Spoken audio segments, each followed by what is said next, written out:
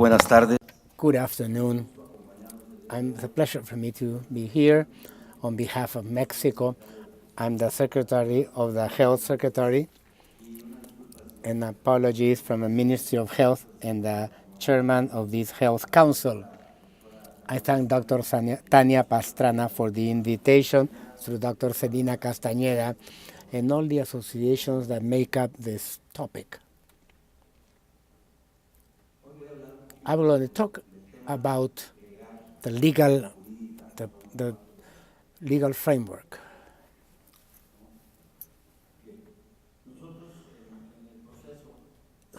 In the Mexican process, there was an important change in legislation, and we consider all the statements that WHO has issued since the 80s, where they basically offer treatment for patients who had terminal cancer, then for those potentially lethal diseases, and then pain was emphasized in 2007. In 2012, they start talking about aging and epidemiological transition. Presently, palliative care are understood as the improvement of quality of life of the patients and their families through prevention and relief of suffering through the early identification and evaluation of pain and other physical, psychological, and spiritual problems. In this important process, there has been no fundamental change in many countries. 2006, only 50% of the countries had done this. In 2011, 20 out of 234 and 42% had no services of palliative care. Today, we see how Latin American countries are evolving towards palliative care. And then WHO issued another presence in 2014, established a global policy or health system policies, human resources, emphasizing infrastructure, accessibility to opioid, and the implementation of efficacious models and services. With this, Mexico started working. And the National Medical Academy took some topics with our experts. In this important process, through WHO, that universal health coverage implies to cover all services, including health promotion, prevention of health, treatment, rehabilitation, and palliative care. December of 2015. It is not possible to talk about universal coverage if there is no palliative care available. And these WHO topics serve us so Mexico could implement actions for a long time. Just as an example, the lack of health services in Mexico has decreased significantly. I think that universal coverage is approximately 96 to 97%. What is the problem with universal coverage? That we are fragmented. Mexico is a country that has a system with systems. We have the Ministry of Health as the ruling entity, and then the rest of the affiliated systems, such as the Social Security Mexican Institute, State Workers Institute, the IMSS Prospera towards the community, and three small, Pemex, Sedena, Semar, and the Navy, Defense, and oil companies. This implies a important restructuring. In 2003, we created popular insurance for those patients who were not considered in the other systems. Could the ministry, through popular insurance, provide that coverage? But what does that mean? It means that we need to be efficient, and the problem is translating in an overlap. There are Mexicans who have the 5 systems, or 2 or 3. And that implies an important restructurization because the legal framework of each institution is different. It is not easy to establish this even in the Secretary ruling. And also, the popular insurance that has been very important has given us the opportunity to have on the basic availability of medications and actions for patients with palliative care, and through the single catalog of health services, we include interventions of palliative care for pain, home care, and medications. And also in catastrophic expenditures, such as the most expensive diseases, such as cancer, etc. An important part is that in Mexico has a legislation issue from different areas. We modify the general health law. Article 27 was modified, so comprehensive medical care including palliative care. We also modified Article 33, where palliatives included the comprehensive management of patients. Another modification in 2009, we modified titles to add palliative care for patients in terminal conditions. In each one of the articles, we were integrating what palliative care is in order to have it clearly established in the Constitution. So this is the statement of the term of palliative care in the legislation. Then, in 2013, we did the other part, the part of health provision, and we organized a plan for palliative care. We talk about a treating physician, supervised action. We talk about multidisciplinary teams. And of course, we include the participation of family members and volunteers. An important part of this is how to make it operational. And we have several systems. They're all autonomous. Economically speaking, they're autonomous. The legislation wise are autonomous. How do we integrate them? And Mexico has in the Constitution an organization which is the Council of General Health, can issue mandatory agreements without going through the Congress, so the whole health system can implement them.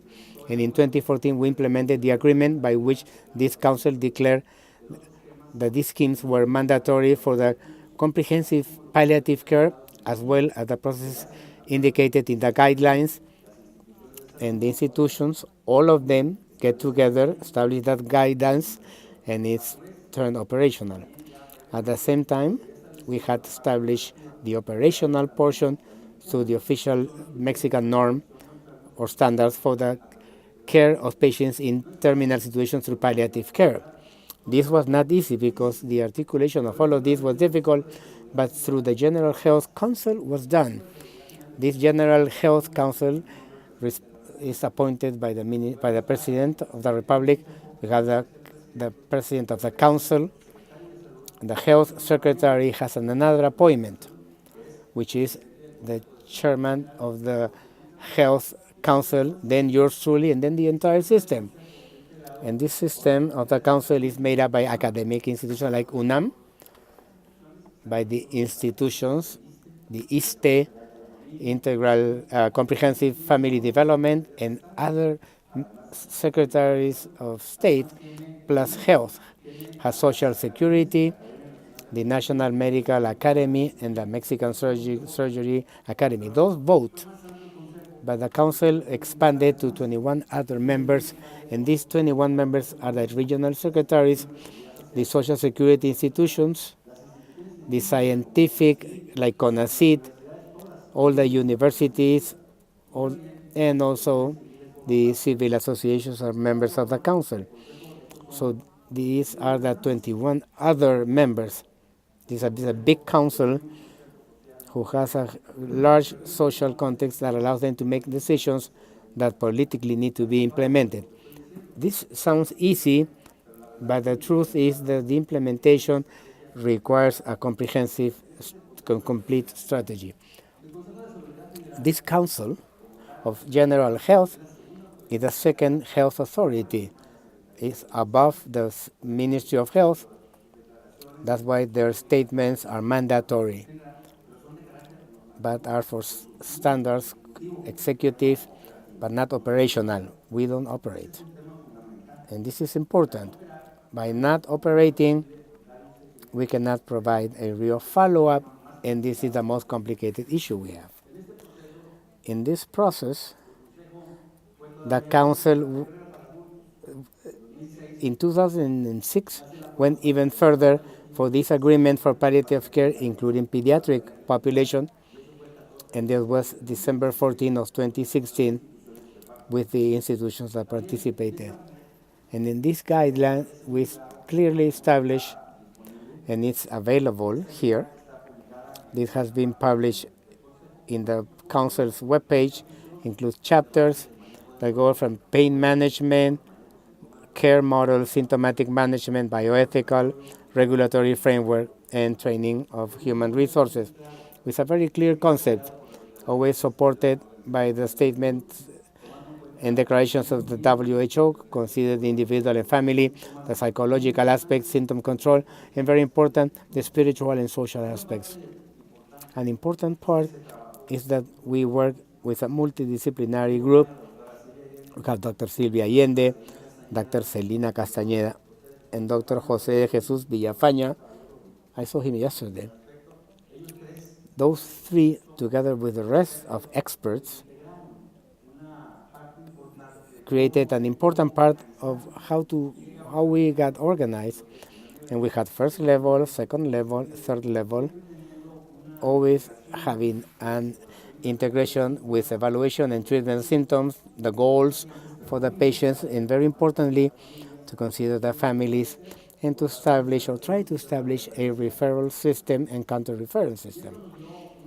This created a palliative care national network that Dr. Allende and Castañeda have just implemented, and this guide that has recently been published. And all the theory is there, and this is an effort of many years. This made us change, taking the model into consideration, went from an assistential model to a preventive model, from a hospital model to a mixed model with a home portion, from a biological approach to with multidisciplinary to a comprehensive and interdisciplinary team and humanist team. I'm not going to talk about cost. We have the expert, but it is clear. Last year of life is very expensive. To die in a hospital is very expensive. But we're not going to abandon the patient and send them home to die. We need to provide treatment, and that important part that needs to be done as a human being. And the Health Council, with the agreement and all the previous things I mentioned, we decided to work with the institutions to strengthen one of the most important areas in palliative care, the first level of care. And in this regard, the Council, together with the institutions, start working on a permanent basis. In recent years, in fact, 2014 to date, we were able to see what was the number of professionals that were trained, and we have trained that significant number through different courses, workshops, etc. Also important is that we work with COFEPRIS, which is the Federal Commission for Prevention of Health Risk, which is the regulator in terms of medications, and there the National Cancer Institute, represented by Dr. Silva Allende, with the Popular Insurance, where Dr. Celina worked for many years in palliative care, the Planning and Health Development Office in the ministry. We established this fora to talk about the medications. In general, as you see, we provide training courses in different states. We went to all the federative institutions, and we organize meetings and congresses, and the UNAE for oncology created this space, this meeting, where the medical unit from the IMSS, from the first level, based on the guidelines for palliative care, how they care for patients. And there we have what we did in 2017 and 2018. So all of this translates into what? Theory is fine, but the actions through the federal entities, which are 32, are medical care services, where pain clinics, training for palliative care, etc. Then COFEPRIS increase the electronic prescription, and then the basic characteristic of the council, and this is what COFEPRIS to September of 2018, physicians, specialists, the drugstores who provide the prescriptions. That has been validated, and we have traceability for these drugs. And this complement the regulatory drug process and the institutions that manage this. And this is the basic table, open, and we have 43 drugs because the council, in addition to certify the hospital institutions from the private and public sector, has the basic chart of medications and inputs, looks at catastrophic diseases or rare diseases. Have 43 medications.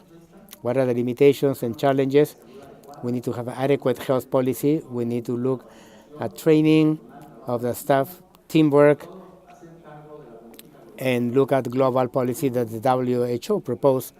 And to complement, we recently issued this agreement in August of 2018, where in addition to palliative care, according to the WHO declaration, we have this what we established for the implementation of public policy in health for long-term care in public institutions, and here we will work. So the long-term care, the palliative care, go in that characteristics. The National Geriatric Institute is doing this, also with the assist consent that's being legislated, and something that was asked to do, a controversial topic, is assisted death. And with that, we close the circle, and this is something that Mexico is doing in a nutshell. I hope you were able to follow. And this is the webpage of our council. There you can find the guidelines and everything that the council does in Mexico. Thank you very much.